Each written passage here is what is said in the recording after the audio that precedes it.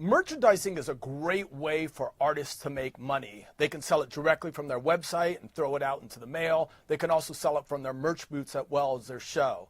But it's not enough just to take your band name and throw it on a black and white shirt and hope that it sells, especially in the beginning stages of your career when your band is unknown. That's why it's so important to create merch that sells itself.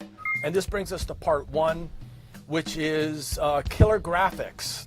So stylists, if you can talk to us really quick about what bands need to know about creating, killer graphics and essentially merch that sells itself. I mean, maybe, what can we learn from some of the major artists out there? And of course, keep in mind, we're not just talking about t-shirts, we're talking about pins, stickers, hats, whatever. So, well, one of the things when we talk about graphics is a lot of people like to throw around the term iconic when we deal with iconic graphics. And we want to say what makes a graphic iconic. Well, when it comes to bands, a lot of the bands have word marks or trademarks or logos that pattern themselves off of the name of the band or some stylistic interpretation of that name that's rendered in various typefaces that are typical of the genre that that band performs in. But when we're talking about merchandise that sells itself, we have to go beyond that, beyond the scope of what the band represents internally to its own core audience and kind of focus on a more expanded view. Was the general audience take from that world, from that genre of music? And then we start to look at fashion and fashion brands and lines and say, how can this brand's core identity be expanded to a more general sense in a way that more general audiences can appreciate it? Okay. And then just, for example, I remember seeing the Rage Against the Machine shirt before I even fell in love with the band Rage Against the Machine. That's a good example. Yeah, and they had that graphic which was so powerful, man. The monk burning himself in protest, and then with the words "Rage Against the Machine." I bought the shirt before I even really fell in love with the band. So, any tips just in general about the imagery that that people might use, regardless whether or not it's a T-shirt or a hat or sticker or whatever?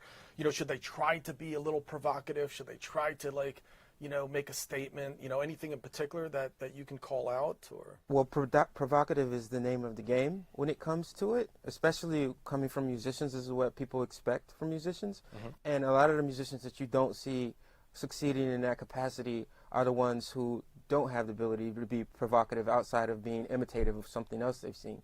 And you made a good point about it doesn't always have to be about a T-shirt per se when it comes to merch. Because I like to look at what Green Day just dropped an overdrive pedal with MXR and Dunlop that was based on the album Dookie, which had a very provocative and very iconic artwork on it with the illustration that was done by James Boucher, I think it was. And they had just the title Dookie was just outrageous and still is to this very day. And this is a Diamond recording, so obviously because they've had so much success, then the pedal's going to sell anyway. It's MXR, so the pedal's going to sell anyway. But there are a million pedals from a million different brands, and this one is particularly targeted towards the mass market because people were going for that Green Day sound. So on top of that, with the graphics, it makes it something special because you could have just a black pedal that says the Dookie pedal, right, and it doesn't mean as much, but right, it's that visual component of it that really drives the point home. Okay, awesome. Thanks for that, man. So let's go ahead and move on to part two now, which is slogans, titles, and lyrics. I remember walking down Hollywood Boulevard and seeing a shirt that said "Live, Love, Burn, Die" on it. And, I didn't know that actually belonged, it was a lyric in an Atreyu song, which is a metal band. And I bought the shirt just because of what that slogan or that, sort of phrase encapsulates.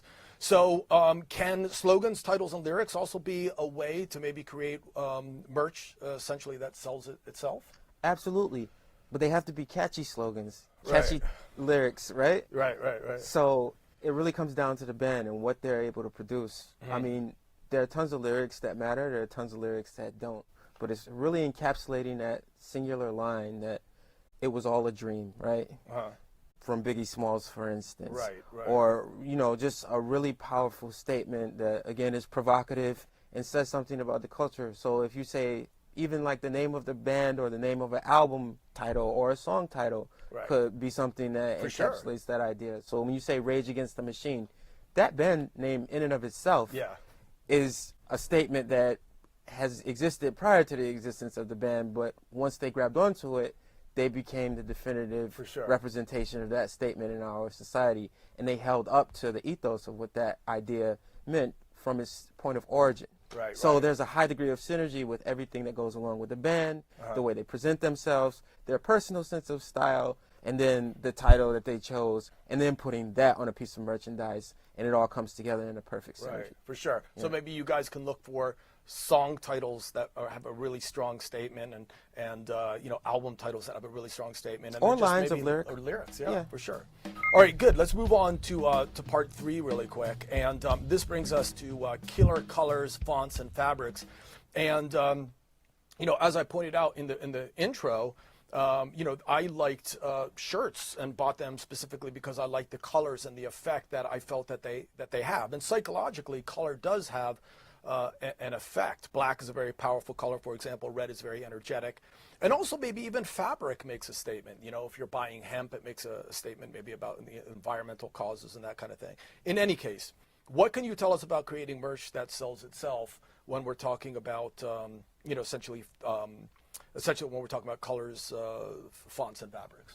So when it comes to colors, there's a study I often cite by Strauss, and Palmer from 2012, and it deals with the nature of color on different objects and color preference. So we know there's established record of preferences for human desires for colors, where blue is the most popular color by far. About 42% of the general population of the globe at any point in time prefers blue, whereas yellow is the least popular color by far, with about average 2% preference for yellow. And that curve is consistent across different shapes of objects and different types of three-dimensional objects, that people just prefer blue more often than not. And you do too. You got the hat on. Yeah, exactly. So you'll go a long way with blue when it comes to typeface. I mean, it really has to match with the brand. So things have to be coordinated in a way that makes sense. If your brand is a hardcore metal band, you don't want to have some Lily type of typeface, right? Doesn't make a whole lot of sense. So it's just about putting things together in a way that conveys the core idea, the core messaging of what the band or the brand represents, and then getting that to work together with whatever it is you're producing, whether it be a t-shirt or a button or a set of shoestrings or some chopsticks. Yeah? And it's amazing how if you guys when you pay attention to this, you really see the effect of this. For example, look at Mariah Carey's, the way she writes her name. Very scriptive, very feminine, and then she has that little butterfly in it. And then look at Pink. You know, Pink is a very bold, and the I is upside down as an explanation point. I mean, just think about the two different artists, and just look at the way they write, their font, and the fonts they use, and immediately you can almost predict their sound and style. So very interesting stuff. Another thing when it comes to fabrics, a lot of people, they talk about Pima cotton or Egyptian cotton, and these are terms that are basically marketing terms that have come up in the industry. Now, when it comes to Pima cotton and Egyptian cotton, you're talking about long-grain staples of cotton, right? And people think that that means the softness of the fabric. It has nothing to do with it. The length of the staple actually has to do with the reduction of lint buildup in the machinery that's used. So on a business-to-business level, makes a ton of sense. Like, I want Pima cotton because it won't build up as much lint in my machines. I have to break them down and clean them less often. But when it comes to the softness of your fabric, it has to do with what's called needlepoint or fabric density, right? And the wash and caustic washes, different sodas will thin out the material after it's built into a fabric sheet. So this is the thing that makes a difference. So you can't really buy into these concepts of Pima cotton or Supima cotton, whatever have you, has been trademarked. And a lot of people get caught up going for that type of thing. Got you.